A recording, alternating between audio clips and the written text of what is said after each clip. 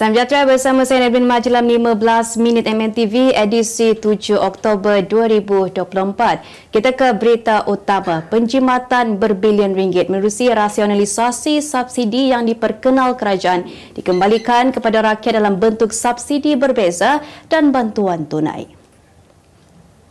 Perdana Menteri Datuk Seri Anwar Ibrahim berkata kerajaan perpaduan mengambil tindakan berani untuk melaksanakan rasionalisasi subsidi walaupun menyedari ia bukan keputusan popular. Sebaliknya, beliau berkata pihaknya enggan mengambil jalan selamat dengan sekadar memberi janji kosong tanpa sebarang tindakan seperti dilakukan kerajaan terdahulu. Anwar berkata pelaksanaan rasionalisasi subsidi diesel, tarif elektrik dan pada masa sama menggabungkan beberapa harga barangan bukanlah untuk menyiksa rakyat. Sebaliknya, beliau memberi jaminan bahawa majoriti rakyat yang layak terus menikmati subsidi, manakala golongan kaya dan industri besar harus membayar apa yang sepatutnya dibayar. Jelasnya, kerajaan komited melaksanakan tadbir urus kebertanggungjawapan dan keadilan sosial iaitu dengan memastikan manfaat pertumbuhan ekonomi diagikan secara adil serta saksama.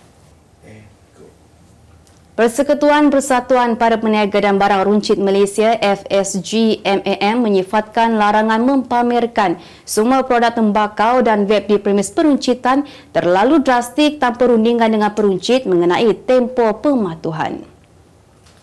Ini kerana peruncit perlu menanggung kos yang besar untuk mematuhi larangan tersebut yang ditetapkan dalam tempoh 6 bulan. Presiden FSG MAM Hong Che Meng berkata puluhan ribu peruncit kecil dijangka perlu mematuhi peraturan itu menjelang 1 April 2025 dengan masing-masing dianggar perlu mengeluarkan kos RM6,000. Menurut beliau, kerajaan tidak mempertimbangkan kekangan dihadapi peruncit terutama dalam kalangan peruncit kecil untuk mematuhi peraturan tersebut. Kerajaan sebelum ini menguatkuasakan Akta Kawalan Produk Merokok Demi Kesihatan Awam 2024 Akta 852 yang berkuat kuasa 1 Oktober lalu. Berdasarkan akta itu, terdapat beberapa peruntukan baharu berkaitan penjualan produk rokok diperkenalkan terutamanya untuk mengekang penjualan kepada golongan remaja dan kanak-kanak. Selain itu, ia juga melibatkan peruntukan lain yang berkaitan seperti pengiklanan, promosi dan tajaan semua jenis produk rokok di samping larangan tempat penjualan seperti institusi pendidikan, pasar jualan, pembelian dalam talian serta mesin layan diri. Cuti hujung minggu di Johor akan ditukar semula ke hari Sabtu dan Ahad bermula 1 Januari depan. Pemangku Sultan Johor Tunku Mahkota Ismail bertitah perkara itu telah mendapat perkenaan yang di-Pertuan Agong Sultan Ibrahim. Pada 2014, cuti hujung minggu Johor telah ditukar ke hari Jumaat dan Sabtu seperti titah Sultan Ibrahim. Selain Johor, negeri yang melaksanakan cuti hujung minggu pada hari Jumaat dan Sabtu ketika ini adalah Kedah, Terengganu dan Kelantan. Sementara itu, Tunku Mahkota Ismail turut bertitah supaya semua syarikat swasta, kerajaan serta pihak yang berkaitan akan memberi ruang dan masa yang mencukupi untuk para pekerja muslim menunaikan solat Jumaat pada waktunya. Dua lelaki direman 3 hari oleh Mahkamah Magistrate Georgetown hari ini untuk membantu siasatan berhubung penjualan karpet alas kaki yang mempunyai corak mirip masjid dan Kaabah di sebuah bazar perniagaan di Lebuh Pasar semalam. Magistrate Nadratul Naim Muhammad Saidi membenarkan perintah reman berkenaan dikeluarkan terhadap lelaki yang masing-masing berusia 26 dan 41 tahun itu. Kes disiasat mengikut Seksyen 298 Kanun Keseksaan dan Seksyen 14 Akta Kesalahan-Kesalahan Kecil 1955. Sebelum ini, Utusan Malaysia melaporkan pemangku Ketua Polis Pulau Pinang, Datuk Muhammad Alwi Zainal Abidin berkata, dua lelaki yang juga penjual dan pemilik kedai telah ditahan susulan laporan berkenaan. Dalam hal itu, pihaknya ingin menasihatkan orang ramai agar tidak membuat sebarang spekulasi yang boleh menyentuh sensitiviti mana-mana pihak dan mengganggu siasatan polis. Difahamkan pengadu mendakwa melihat beberapa alas kaki menyerupai corak Kaabah dan masjid itu dijual kepada orang ramai sebelum membelinya dan membuat laporan polis. Buat pembaca yang meminati cerita seram, anda boleh dapatkan koleksi kisah seram terbitan Utusan Malaysia dan Kosmo dengan harga berpatutan iaitu RM25 senaskah. Untuk pembelian, anda boleh melalui laman web shop.mediamulia.com.my sekarang.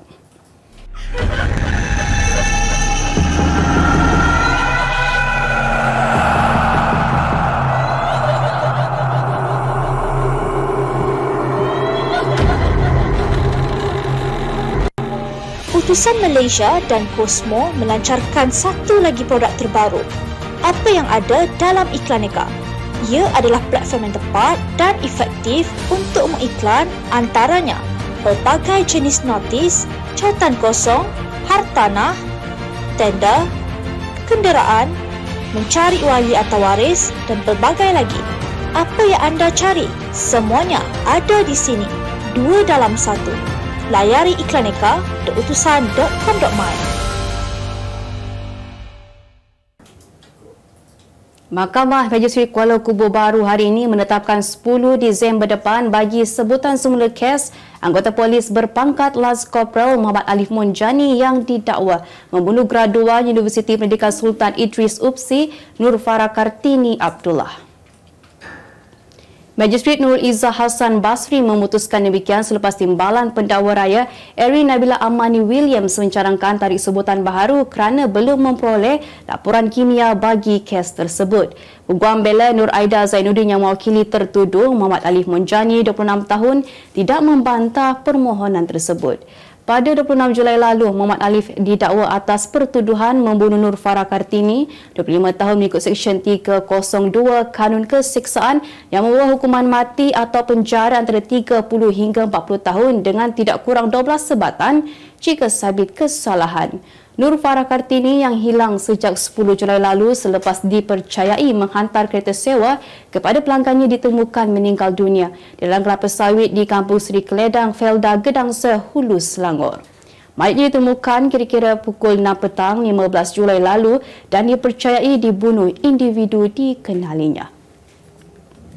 Kekesalan jelas terpancar di wajah pelakon Fatah Amin apabila mengetahui bekas isterinya Nur Fazurah mendedahkan punca perceraian yang disifatkan tidak benar olehnya.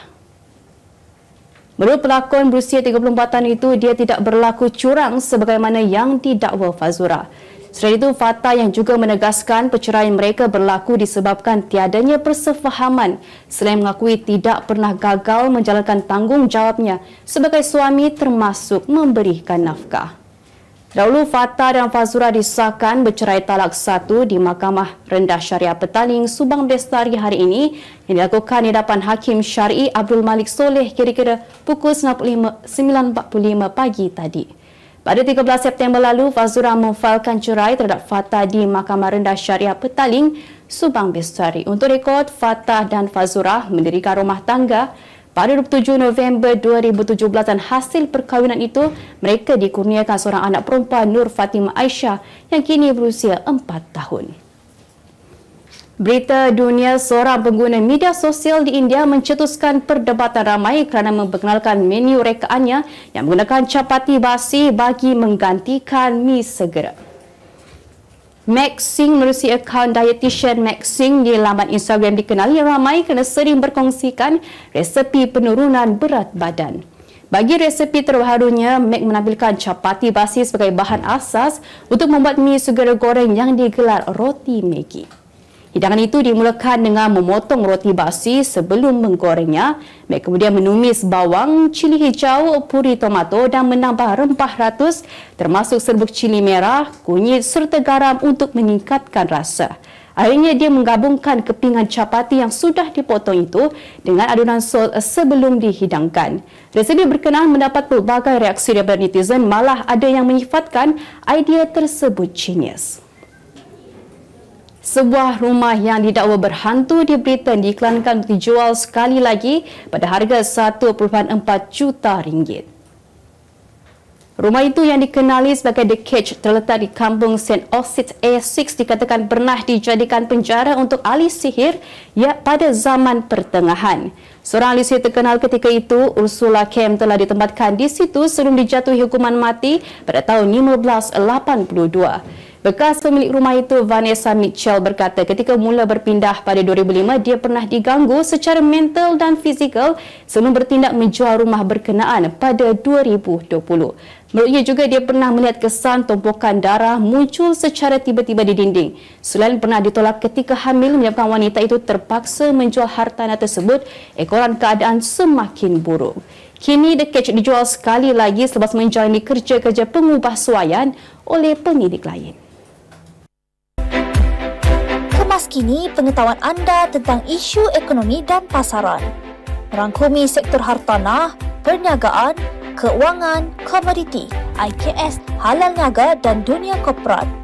Sentiasa ikuti perkembangan ekonomi semasa di dalam dan luar negara.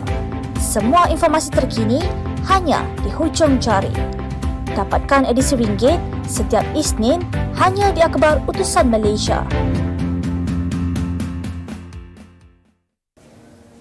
Beralih ke berita ekonomi, Northport Malaysia Berhad Northport mengumumkan kerja lapangan kontena terbaru Blok K yang merupakan satu kejayaan penting dalam komitmen berterusan Northport untuk meningkatkan keupayaan dalam perkhidmatannya sudah selesai. Pembinaan kemudahan terminal terbaru ini telah bermula pada 14 Ogos 2023 dan telah berjaya disiapkan lebih awal daripada jadual yang ditetapkan. Lapangan kontena Blok K baharu dengan 2,016 jumlah slot tapak TGS ini telah memberi tambahan kapasiti sebanyak 662,256 unit bersamaan 20 kaki TEU. Berdasarkan hari simpanan selama 5 hari, menjadikan jumlah kapasiti keseluruhan lapangan kontena Northport kepada 6,150,250 TEU setahun. Pengarah urusan kumpulan MMC Corporation Berhad, Tan Sri Sheikh Khalid Muhammad Noh berkata, lapangan kontena Blok K baru ini akan meningkatkan kapasiti keseluruhan Northport dengan ketara bagi mengendalikan jumlah kontena yang lebih tinggi.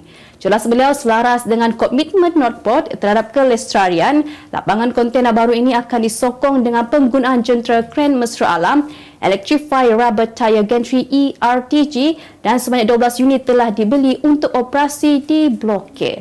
Menurut beliau, pembinaan Blok K adalah antara komponen utama dalam rancangan transformasi Revamping Northport yang lebih luas.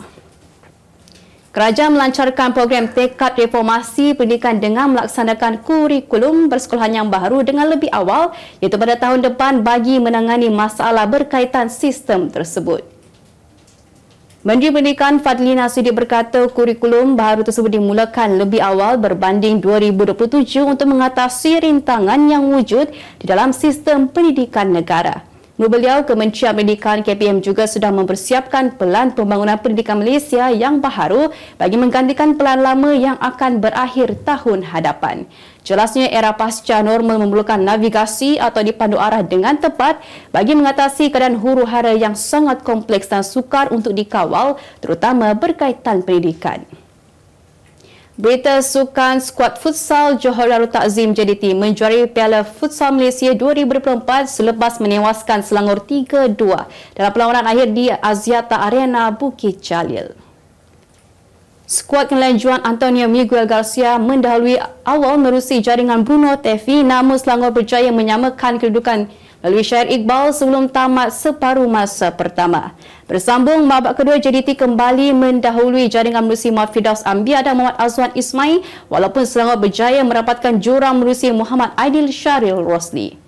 Sementara itu, jurulatih Selangor Edgar Eder tetap gembira dengan aksi yang dipamerkan anak buahnya meskipun gagal memenangi perlawanan itu. Beliau berkata pemainnya telah mempamerkan aksi terbaik mereka namun tidak cukup sempurna untuk menewaskan pasukan lawan. Piala Futsal Malaysia 2024 tamat dengan kejuaraan di sandang JDT manakala Selangor berada di tempat kedua dan Pahang Rangers di tempat ketiga selepas menewaskan berjaya Kuala Lumpur City 4-2. Kedah Darul Aman FC, KDAFC semakin buntu dalam menghadapi masalah tunggakan gaji, malah hal ini dilihat semakin serius setelah kehidupan harian pemain mula terjejas. Sumber melaporkan beberapa kenderaan pemain juga telah ditarik oleh pihak bank kerana tunggakan melebihi 4 bulan dan mereka juga tertekan dengan tuntutan bayaran sewa rumah. Sejak dari perlawanan menentang Sri Pahang, pemain tidak mendapat maklumat jelas tentang pembayaran gaji. Pemilik pasukan Tan Sri Dr. Muhammad Daud Bakar dikatakan sedang berusaha untuk menyelesaikan masalah tersebut namun masih tiada kepastian bila gaji pemain akan dilunaskan. Di Stadium Darul Aman, hanya 14 pemain hadir untuk sesi latihan termasuk semua 5 pemain import. Sebelum ini, pemain pernah memboikot sesi latihan dan perlawanan menentang KL City FC. Mengenai perlawanan Liga Super menentang Terengganu FC pada 19 Oktober depan, belum ada keputusan sama ada pemain akan turun beraksi ataupun tidak. Barisan kejurulatihan juga enggan memberi sebarang komen tentang situasi semasa pasukan. Sebagai penutup 15 minit MMTV hari ini, saksikan laporan cuaca esok Selasa 8 Oktober 2024. Jangan lupa dapatkan Abar Tusan Malaysia dan Kosmo untuk berita-berita terkini dan menyeluruh. Sekian sahaja daripada saya, Nurul Majil. Salam sejahtera dan jumpa lagi.